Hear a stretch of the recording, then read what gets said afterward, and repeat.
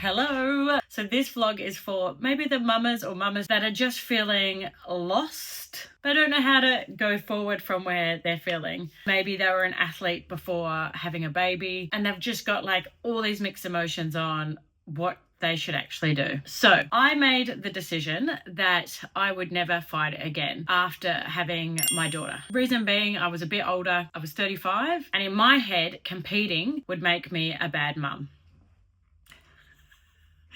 I knew I would return back to training, but that was just really to get into shape, do something that I knew I loved, and that would be enough. I'd dedicate all my life to my two children, Björn and Ada. But what I felt was after giving birth, no one really sits you down and talks about how you're going to feel in so many different facets. So firstly, sleep deprivation. No one really explains how bad that is. You go from sleeping all the way through the night, never having to worry about absolutely anything, to waking up every 90 minutes to 2 hours, sometimes every 30 minutes.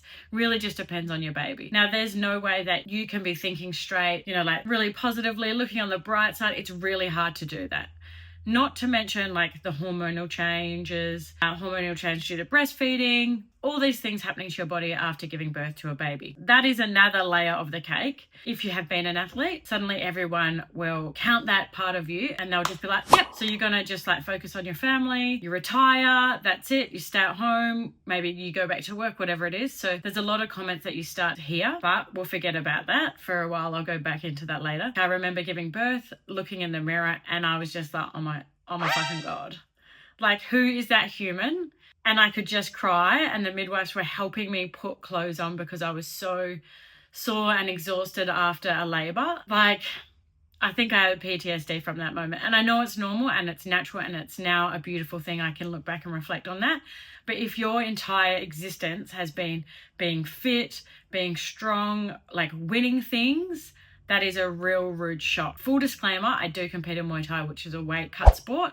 We need to be a certain weight when we compete. So how did I get from this to that? Let's go into it. So first thing was I had a little bit of a plan because I'd already done one postpartum journey. The doctor and physio in the hospital said, okay, in 6 weeks, you need your 6-week checkup. So you'll go to your doctor, they'll clear you for exercise or movement, and then you can start training. My training versus someone that does Pilates 3 times a week is very different. So I've established myself on routines, schedules, timelines of competing, certain weights, certain categories, flying, all around the world to do these things. So in my mind, training is very different to someone else. So I went to the doctor and he did absolutely no check. So no physicals, he didn't touch my belly, didn't check any stitches, scarring, whatever it was that I had. And he just said, yeah, go back to training. Now, to me, what does that look like? So from there, I decided to go and see special physio, women's health physio, and I booked in that consult. So this is a go-to. You have to do this if you are planning to get into,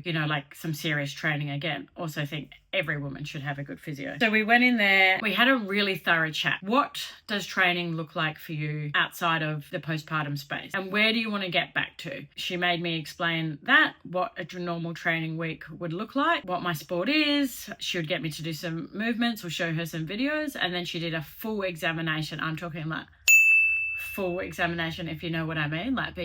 Be prepared for that one. She talked about things that I could do leading up to getting back to training, or to progress through those stages in a safer way. Before this 6-week checkup happened with my doctor and my physio, my rule for myself was just start walking. So about a week after birth, I think it was actually 8 days, because I was really just tired from having a newborn and a 3-year-old. And I found it really hard to leave the house with 2 children in a double pram when 2 of them were crying. So my goal was to walk every second day. From there, I'd already done some homework on what pelvic floor exercises I could do between say the 1 week, 2 week, 3 week postpartum date. So I was already going for a walk, coming home, doing some exercises on the floor. Got the clearance to start training, and she gave me some rules again every second day. Limit your training to around 30 minutes, 20-minute sessions at first, and then build on slowly. This is really hard. Prior, I'm training 2 hours hours every day. There's no limits on anything. I would never really get sore, like that deep DOM burn. So that's your old life that you compare to. And then suddenly you have a newborn and you start getting into training and someone tells you to train for 20 to 30 minutes. No, you're also training completely sleep deprived. You're training hating your body, and like you're not fitting into any of your workout gear that you had before. You're in these like really high-waisted Spanx style leggings, which I would actually highly recommend to hold in your core. Your core is non-existent. Your fitness is non-existent. And then you go back into the gym space. This is your space that you've been really comfortable in most part of your sporting career, but suddenly everyone treats you really different. Oh, you're back. Can you do this? Is this okay? So all these comments start coming in. And I remember people would just say like, hey, you're too old now. Like you should just retire. It's like I wasn't even allowed back into the gym because I would make people feel so uncomfortable that I was there. The next few weeks were really challenging mentally getting back into it. I wanted to push a lot harder. The physio didn't let me. The space I usually would feel really comfortable in no longer felt comfortable. The next thing is I would normally train at night with a team. That doesn't really work with 2 children. So I'd be training alone during the day or just before all my normal teammates would come in. So I felt very isolated. Now, again, in my mind, I wasn't going to compete, but I still had these thoughts all the time about what if, do I miss that? Sometimes I'd be a bit resentful at home that like I was the one that had to give up the one thing that really made me feel like me, and that was competing. My body's lost its shape, lost its fitness, lost its identity because I'm the one that's physically had the baby, and maybe my husband hasn't had to endure that. So I knew it was going to be like a long journey from where I was to where I used to be, and that was really hard in my mindset. So we just kept ticking away, and then I felt better. Baby would sleep a bit better. We'd maybe hit a regression. Slowly months went on that I'm feeling a little bit more like me, or I'm creating the new me, which is something I'm a big believer in. You'll never find your old me. From here, one of the trainers said, hey, like, let's have a sneaky fight. Do you want to do this again? You're moving quite well. I reckon this was about 6 months postpartum. And that planted the seed in my head. I had been feeling these feelings like I was missing it. And I knew from there, like, that's something that maybe I should just do once for myself. Because at home, suddenly you're giving everything to everyone. You're feeding the baby. I've got a 3-year-old. I'm dropping off everywhere. I'm packing bags. I'm washing all these clothes. I'm waking up all night to feed someone. I'm cooking lunches and dinners for my husband. There was nothing for me. So this was the one thing that I could cling on to that like reclaimed a little bit of my identity. So from there, I had to have a talk to a nutritionist because I knew that I had gained 20 kilos. I'd lost a few, but it had really stalled. For me personally, I found it really hard to lose weight while I was breastfeeding. I think I'm one of those cases where breastfeeding will just strip my muscle away. And also I had a really sick pregnancy. I had something called HG. So the only thing I could eat during my pregnancy was pretty much carbohydrates. I couldn't stomach much protein at all. So that was quite challenging. So I'd lost heaps of muscle. Looked at my lifestyle with the kids and the business and training, and we set some really realistic goals. Because in my head, getting in shape was a 6-week progress. It would take me 6 weeks to prep for a fight, 6 weeks to get weight, 6 weeks to lose a lot of weight. That was just like the timeline that I'd always worked off. So we were really realistically looking at a 6 to 7 month timeline to get a good part of 15 kilos off me. And that's a long time to be dieting or in a calorie deficit. And he also said, let's aim for 70% compliance. So being a mum, you get stuck at the park, your baby's napping. You can never really predict what a newborn baby is going to do. Now, in terms of my body, I really felt I turned a physical corner around 8 months postpartum. I could push more. My core was back. I was lifting some decent weights on the bar. I was hitting pads better, still nowhere near where I was, but enough to kind of fill that cup up and say, hey, this could work. The next section is like, how did this even happen? Because when you have no baby, you can train whenever you want. There's no limitations. You can get home from training, have a nap. So one thing I did not think about was scheduling consistent training in without a support network. So I had to write out what I needed to do each week in order to potentially compete. And I had to use my past experience without being a mum and go, where can I put things throughout my week to hit all these little boxes? It might not be ideal. They might be in a completely wrong order, but I just feel if I'm doing things, it's better than not doing them. I really needed to be aware of my schedule, and every week it needs to be the same. So every person that's in my support network knew how to turn up for me in that time. I also had very deliberate conversations with them. This is my goal. We're aiming for, it was February. How can you help me between now and February?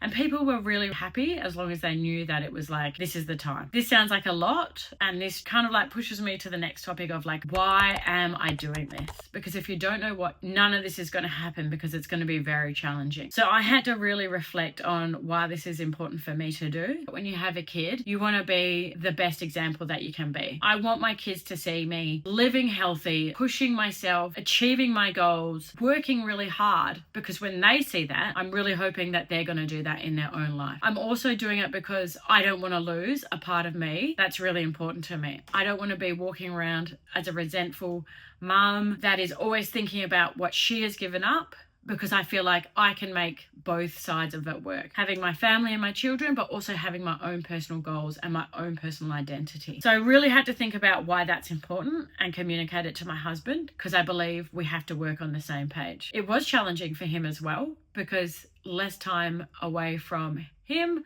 less time away from the kids. Sometimes I was really tired and just wanted to lay on the floor and sleep. So communicating was really important, understanding my why and why I'm doing this. And that's when I show up every day as the best mum possible, when I'm feeling my own come up constantly. You know, I'm more happy around the house, I have more energy, you know, I'm fit and strong, so I can like throw them up in the air, I can bounce on the trampoline with them, I can sprint down the road, I can, you know, be on bikes. They also get to see me eating really healthy, having good habit. And these are little things that my older son has definitely picked up on. You know, he's loves broccolini. He talks about protein. He says, oh, this is not healthy. You know, we should go outside. So that's really special, and I'm really proud of that. So closer to the competition, the mind games did start to play. And I think this is normal for anyone that competes in anything.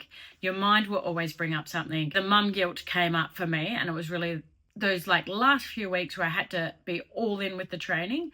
I felt bad because I was with my kids less. I also felt very selfish, putting myself first and them second for a few weeks. The other thing was, I'm old now, like I'm 35, 36. I'm competing against girls that don't have children, don't have mortgages to pay, that don't have businesses to run, that can literally just focus on training and maybe working. And this was the thing, like, am I even still in the game? But again, you just have to go through that mind battle and know that on the other side that you're going to come out a lot happier. So normal pre-fight stuff, pre-mind games were happening. And then it came into the last few days, and I needed to be so prepared for this. So like, I make weight, I have no energy, so that's like dropping the carbs for a few days, cutting some water, whatever it is. I have to go weigh in 24 hours before. Who's having my kids? Because I can't drive. I can drive. It's just not very safe that I'm driving dehydrated. Are they sleeping at my house? Because like I cannot afford not to sleep after a weigh-in. The next day, I also needed like some time to have alone because, you know, I'm competing that night around 9:30, 10 o'clock. Now, I did not expect this after a fight, that literally when you are a mum, you are on top of the world. You win your fight, everything's amazing, everything has paid off. You've trained, you've dieted, you've hit weight, everything. And then the next day your kids will wake up at 5:30 a.m. and you are straight back into reality, just with a black eye and some sore shins, and no one cares about you the next day. And that was a rude shock, because, you know, after a fight, before kids, you go out, you celebrate, you have a few drinks with your friends, but after being a mum, you're straight back into it the next day, washing clothes, packing daycare bags. Lol. I suppose going through this process, I've had 5 fights now since becoming a mum. There's some key takeaways that I would have for anyone that is thinking about going back to competitive life. Now, if it is something in your heart and you really want to do it, 100% fucking do it.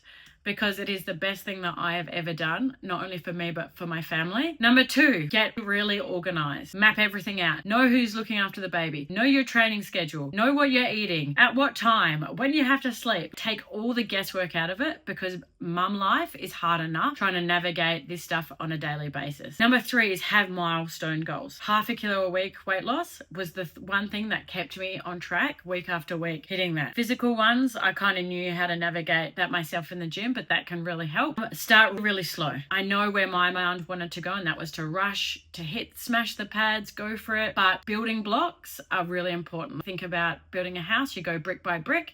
That's what you need to do postpartum, because I feel like when you've got a good foundation, it's easy to peak after that. If you're trying to backtrack, fix injuries, it's just going to slow you down when you want to go the hardest the most. Lastly, share the journey. I used to really feel guilty for filming content, posting things, but you never know who you are motivating. And I say that in the best way possible, that I have been surrounded by other mums that are further along in their journey than me. Their kids are older, they've competed in something, and they've been my rocks.